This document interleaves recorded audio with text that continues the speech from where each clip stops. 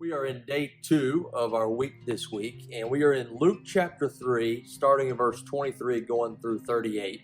And as some of you, maybe you've already read it or you're getting ready to read it, as you begin to flip there, you'll notice that these aren't the most famous verses in the Bible.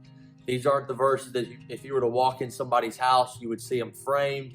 In fact, as you read over these verses, some of you are like, well, what does this even talk about? Luke chapter 3, verses 23 to 38 is basically the genealogy of Jesus all the way back to Adam. And so the question we have to ask ourselves is, what does this passage serve for us?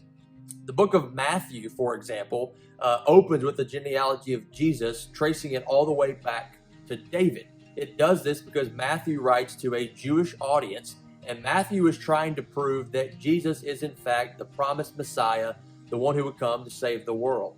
But when we're in Luke, so what does Luke have to say about this? Luke goes past David. He goes all the way back to Adam. Why? He does this because he is writing to a universal audience. He's writing to all people from all times.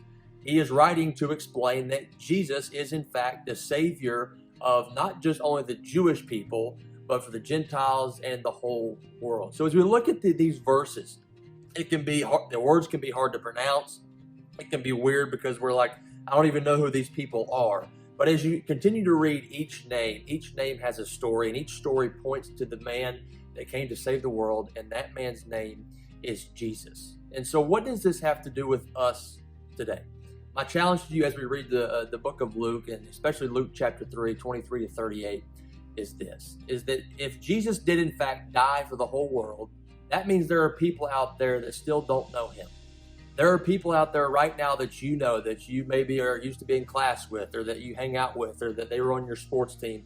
They need to hear the good news of Jesus. So right here, right now, as you begin to read through the genealogy of Jesus, tracing back to Adam, who is God placing on your heart to reach out to see how they're doing, and to say, do you know who my Jesus is that laid down his life for me?